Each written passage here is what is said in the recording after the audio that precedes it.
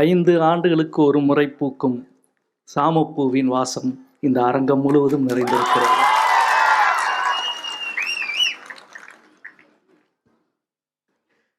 இந்த நிகழ்வில் வரவேற்புரையாற்றிய விகடன் குழுமத்தினுடைய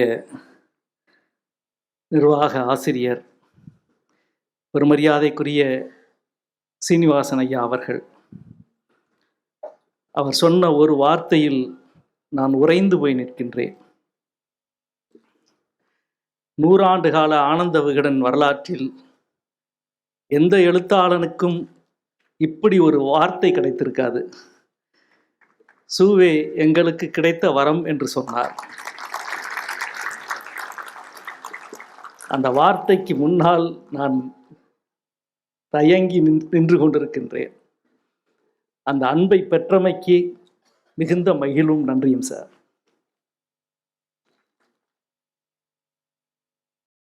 மரியாதைக்குரிய கோபிநாத் ஐயா அவர்கள்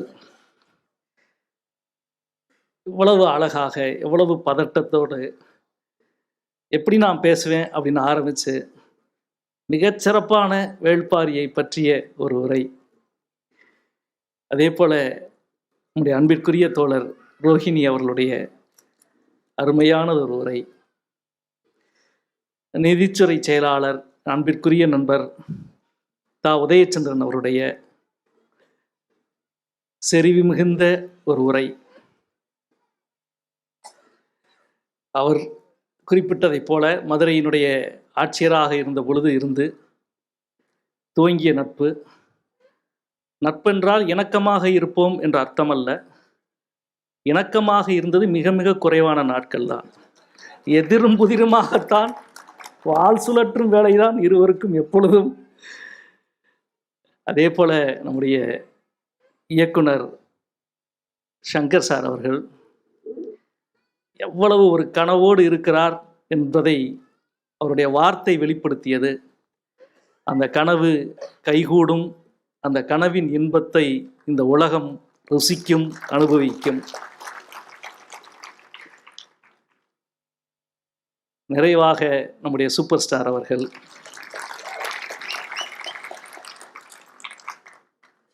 பொன்னியின் செல்வன் விழாவில் வேள்பாரியை பற்றி பேசினார்.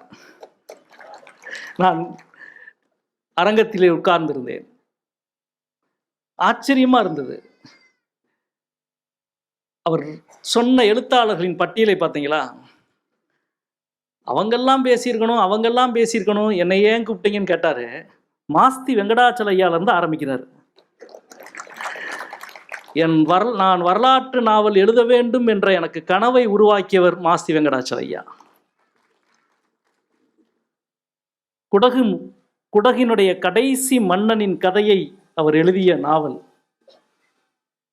அவருடைய வாழ்க்கையில் மிக முக்கியமாக அவர் கண்ட்ராக்டராக இருந்த பொழுது, நம்முடைய சூப்பர் ஸ்டார் அவர்கள் கண்ட்ராக்டராக இருப்பதற்கு, ஓட்டுநராக இருப்பதற்கு முன்பு கூலி தொழிலாளியாக வேலை பார்த்த பொழுது கிறிஸ்கர்னாடுடைய நாடகத்தை பார்த்து, இந்த நாடகமே இவ்வளவு நன்றாக இருக்கிறது என்றால் இந்த நாடகம் உருவாக்கப்பட்ட அந்த நாவல் எவ்வளவு நன்றாக இருக்கும் என்று அந்த நாவலை தேடி தேடி படித்த அனுபவம் அன்றில் துவங்கி, அதான் அவர் போட்ட அந்த நூலாசிரியருடைய பட்டியல், படைப்பாளர்களுடைய பட்டியல். Super star sir.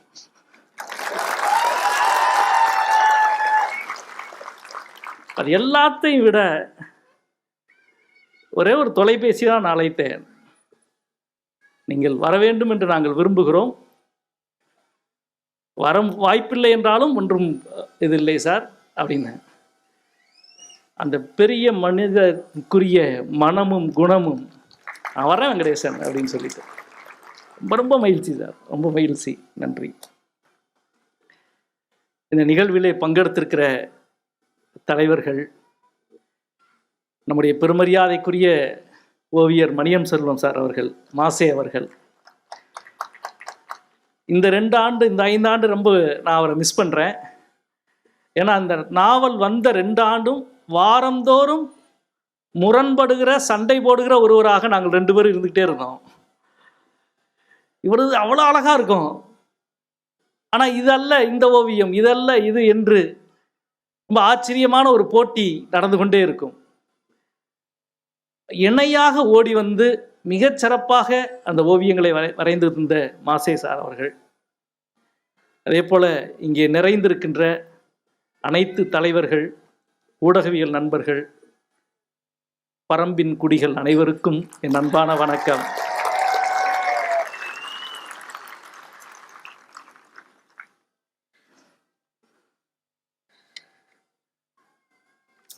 இந்த விழா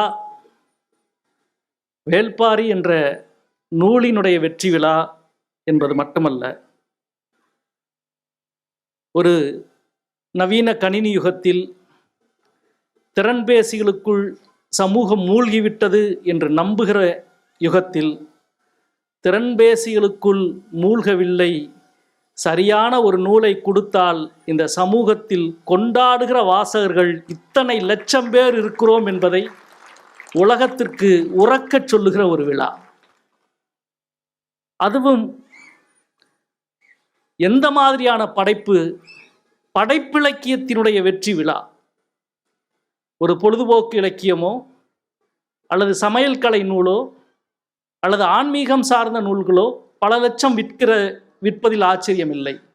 ஒரு நல்ல இலக்கியம் தந்தால் அதை எவ்வளவு தூரம் மக்கள் தூக்கிச் செல்வார்கள் என்பதற்கு வேள்பாரி மிகச்சிறந்த உதாரணம்.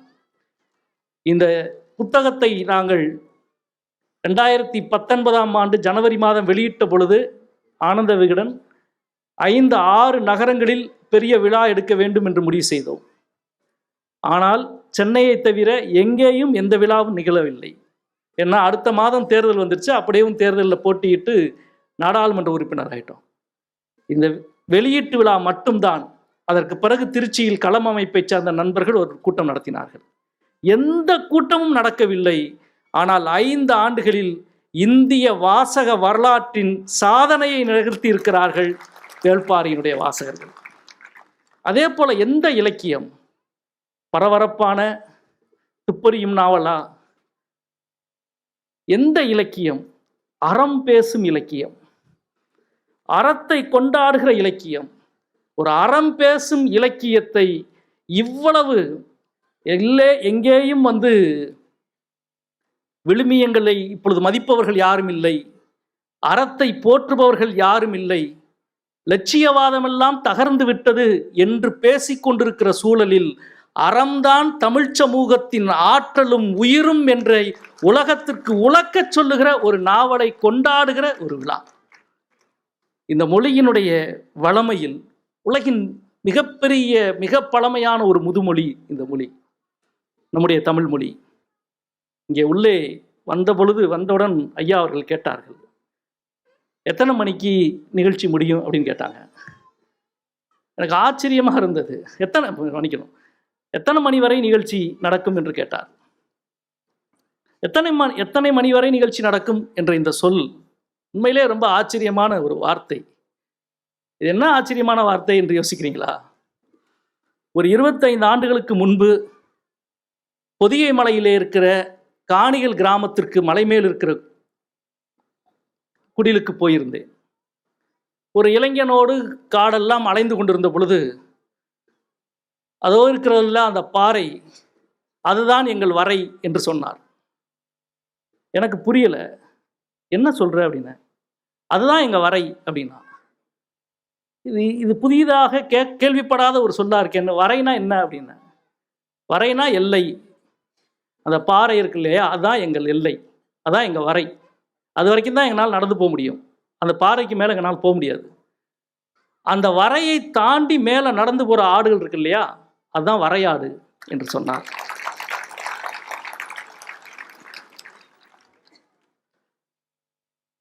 சிலப்பதிகாரத்தில் இளங்கோவிடம் தமிழ்நாட்டின் எல்லை எது, தமிழகத்தின் எல்லை எது என்று கேட்ட பொழுது, நெடியோன் குன்றமும் தொடியோல் வவ்வமும் தமிழ் வரந்து பரப்பு என்று சொன்னான். நெடியோன் குன்றம் என்றால் வேங்கடம், கொடியோல் வவ்வம் என்றால் குமரி, இதுதான் தமிழ் வரப்பு என்று சொன்னான்.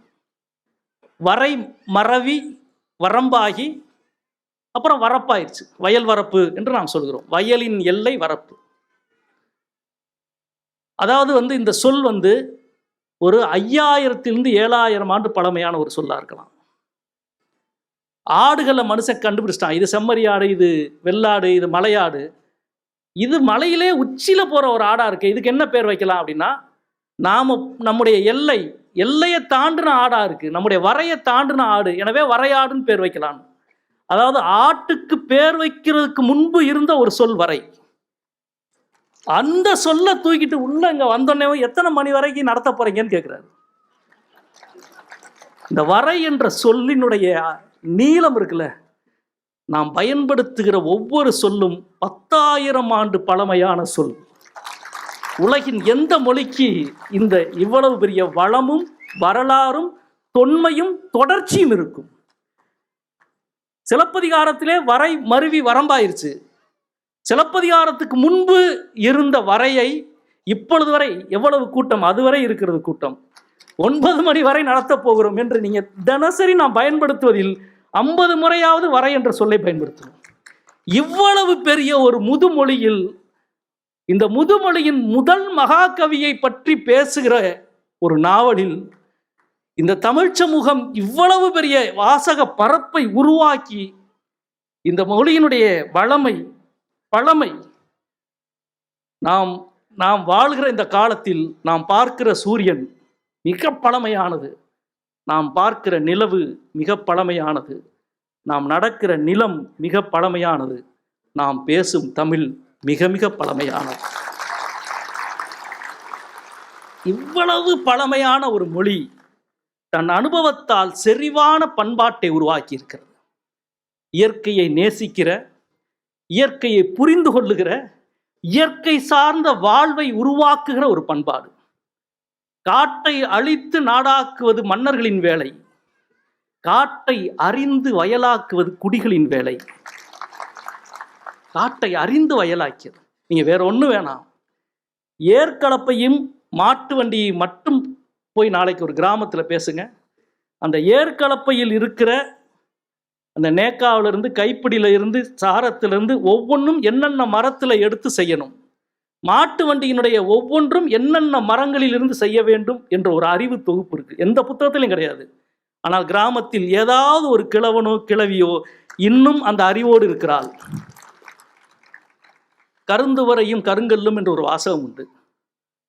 மாட்டை அடித்து ஓட்டுறதுக்கு அந்த தார்கம்புன்னு சொல்லுவாங்கல்ல, அந்த கம்பு கருந்து உரையில் தான் செய்யணும்னுவாங்க.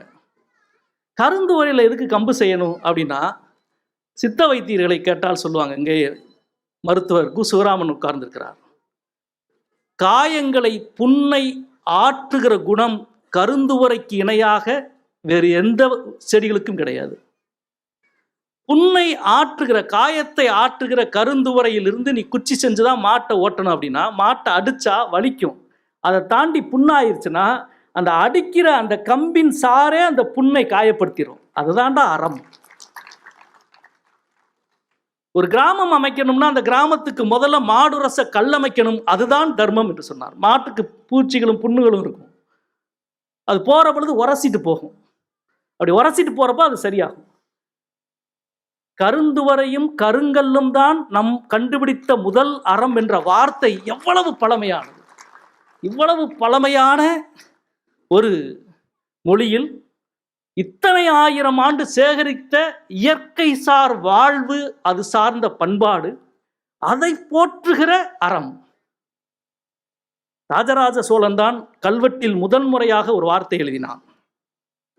இந்த தர்மம் காப்போரின் ஸ்ரீபாதம் என் தலைமேல் என்று கல்வெட்டில் எழுதினான். ஒரு கோவில் கட்டுறாரு. அந்த கோவில் கல்வெட்டில் இந்த தர்மம், ஒரு குளம் வெட்டுறாரு. அந்த குலத்துக்கான கல்வெட்டில் இந்த தர்மத்தை, இந்த அறத்தை காப்பவர்களினுடைய பாதம், ஸ்ரீபாதம், அவருடைய பாதடி என் தலைமேல் என்று சொல்லி ராஜராஜ சோழன் முதல் கல்வெட்டை எழுதினான்.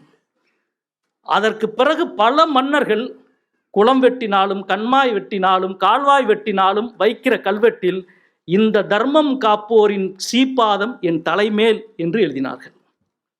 இது வரலாறு முழுக்க இருக்கிற உண்மை. இதே தான் பக்தியிலும். நீங்கள் வைஷ்ணவ கோவிலுக்கு போனால் நம்முடைய தலையில் சடாரி வைப்பார்கள். சடகோபம் என்றதுக்கு பெயர்.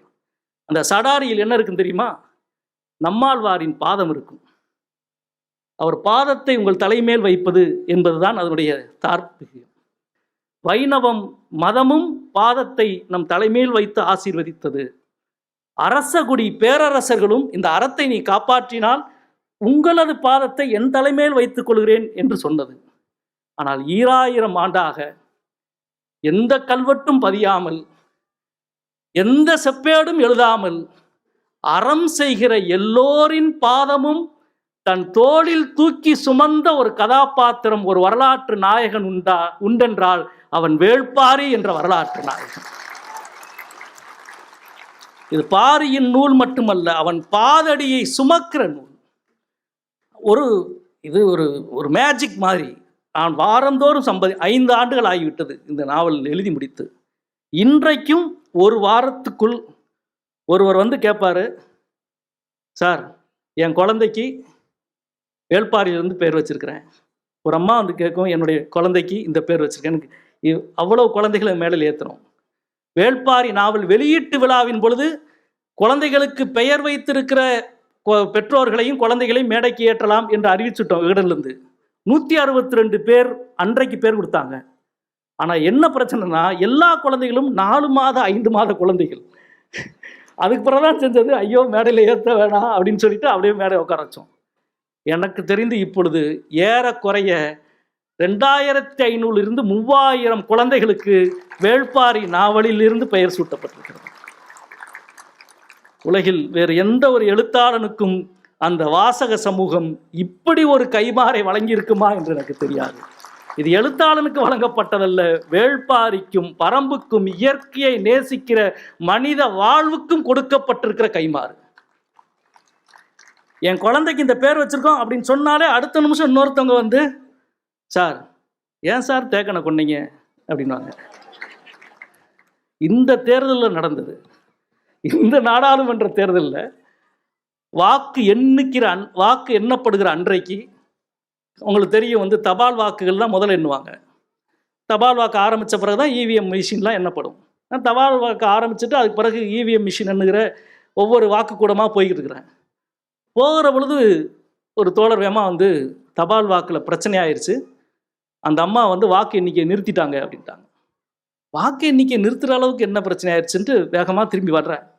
அங்கே போவோன்னு சொல்லிட்டு வந்து இருக்கிறப்பவும் சொல்கிறாங்க, அந்த அம்மா வந்து அந்த வேட்பாளரோட உறவினர்னு சொல்கிறாங்க அப்படின்னு ஒரு தகவல் சொல்லப்படுது. என்னடா இது அப்படின்னு யோசிக்கிட்டே போனால், அங்கே உண்மையிலே தபால் வாக்கு சிரமமானது. உங்களுக்கு தெரியும், ஒவ்வொரு வாக்கு வந்து கொஞ்சம் கோட்டுக்கு இங்கிட்டானா 2 பக்கமும் ஒரே கரைச்சலாக இருக்குது. எனவே வாக்கு எண்ணிக்கை அந்த அம்மா நிறுத்தியிருக்கிறாங்க. உள்ளே போனோடனே இவங்க எங்கள் தோழர்கள் நண்பர்கள் எல்லாருக்கும் சந்தேகம், அவங்க வந்து அவனுடைய வேற ஒரு வேட்பாளருடைய உறவினர்னு சொல்கிறாங்க, ஏதோ ஒன்று பண்ண போகிறாங்கன்ட்டு. நான் உள்ளே போய் உட்காந்துனேவும் வேற ஒன்றும் பேசிக்கல. மற்றவங்களாம் இருந்தாங்க. சார் 1/2 மணி நேரம் நிறுத்தி வச்சுருக்கோம், 1/2 மணி நேரத்துக்கு பிறகு என்றோம் அப்படின்னா சரின்ட்டு உட்காந்துருந்தேன். ஒரு நிமிஷம் அப்படி தாங்கிட்டு இப்படியே பார்த்துட்டு, பொச்சையை போய் கொண்டுட்டீங்களே சார் அப்படின்னா. நான் எந்திரிச்சு வணக்கம் அப்படின்ட்டு வெளியில் வந்துட்டேன். எங்கள் நண்பர்களாம், சார் அவங்க அந்த அம்மா வந்து அவங்க உறவினர்னு சொல்கிறாங்க, வாக்கு எண்ணிக்கை வேற நிறுத்தி வச்சுருக்குறாங்க அப்படின்னு. போயா பொச்சுவையை கொண்டுட்டேன்னு கேட்டுக்கிருக்கிறாங்க, வா அப்படின்ட்டு. நீ நல்லா பாரு, இங்கிட்டு பெட்டியில் இருக்க பூரா வாக்கையும் தூக்கி நம்மளுக்கு போட்ட போகிறாங்க, அதை மட்டும் பார்த்துட்டு வா அப்படின்னு. அதாவது வந்து அதுக்கு மேலே நம்புறதுக்கு என்ன இருக்குங்க? அதுக்கு மேலே அவங்கள சந்தேகிக்க என்ன இருக்கு இல்லையா? அதுக்கு மேலே சந்தேகிக்க ஒன்றுமே இல்லை. பொச்சுவையை கொண்டுட்டீங்களேன்னு கேட்குற ஒரு குரல், 2 அணிகளும் மோதிக்கு இருக்கிற வாக்குச்சாவடியினுடைய வாக்குச்சீட்டுக்கு நடுவில் இருந்து பொச்சுவையை கொண்டுட்டேன்னு கேட்டால் என்ன ஒரு தாகம், என்ன ஒரு அந்த கதாபாத்திரத்தின் மீதான காதல். அவங்க வந்து அழகா சொன்னாங்களா, அப்படி ஒரு கேரக்டர். இப்படி ஒரு பக்கம் ஏன் கொன்னுட்ட ஏன் இறந்தார்கள் என்ற குரல் கேட்டுக்கொண்டே இருக்கிறது. ஒரு பக்கம் மீண்டும் மீண்டும் இந்த பெயர்கள் பாரியும் எவ்வியும் பொச்சுவையும் குழந்தைகளுக்கு வைக்கப்பட்டு கொண்டே இருக்கிறது.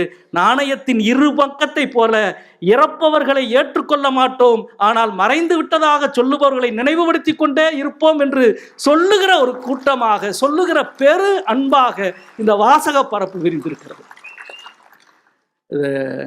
சிலை செய்வதற்கும் நிலை செய்வதற்குமான கதவு மரங்களை தேர்வு செய்வதற்கு நிறைய வழி இருக்கு.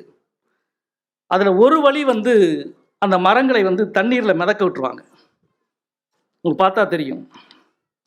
அந்த தண்ணியில் அந்த மரம் மிதந்துருச்சுன்னா, மிதக்க போட்டால் கால் பகுதி தண்ணிக்குள்ளே போயிட்டு முக்கால் பகுதி மிதந்தா அந்த மரத்தினுடைய குணம் இது. அரைப்பகுதி மரம் தண்ணிக்குள்ளே முங்கிட்டு மீதம் அரைப்பகுதி தான் மேலே மிதக்கிறதா, அந்த மரத்தினுடைய குணம் இப்படி. முக்கால் பகுதி மரம் உள்ளே முங்கிட்டு கால் பகுதி தான் மேலே மிதந்தால் அந்த மரத்தினுடைய குணம் இப்படி. இதுதான் படைப்பிழப்பிக்கும் பொருந்தும். உண்மைக்குள் எவ்வளவு மூழ்குகிறோம், புனைவுக்குள் எவ்வளவு மிதக்கிறோம் என்ற வித்தை தெரிந்துவிட்டால் மிதப்பவனின் மோகம் மூழ்கிற ஈரத்தை உணரும், மூழ்கிற ஈரம் மிதக்கிற காற்றின் அனுபவத்தை ருசிக்கும். வேள்பாரி மிதந்து கொண்டே இருக்கிற பொழுது மூழ்கிக்கொண்டே இருக்கிற அனுபவத்தையும், மூழ்கிக்கொண்டே இருக்கிற பொழுது மிதந்து கொண்டே இருக்கிற அனுபவத்தையும் கொடுத்து கொண்டே இருக்கும். பாரியை ஒரு முறை மட்டுமே வாசித்த வாசகன் ஒருபோதும் இருக்க மாட்டான். அது உணர்கிற, அனுபவிக்கிற ஒரு பெரும் கடல். பாரியின் குடிகளுக்கும் பரம்புக்கும் பாரியின் தமிழ் போல் பறந்து கிடக்கிற இந்த வாழ்வில் வேள்பாரி தன்னுடைய பயணத்தை நெடுதூரம் வரை கொண்டு செல்லும். அனைவரும் பரம்பின் குடியாவோம். நன்றி, வணக்கம்.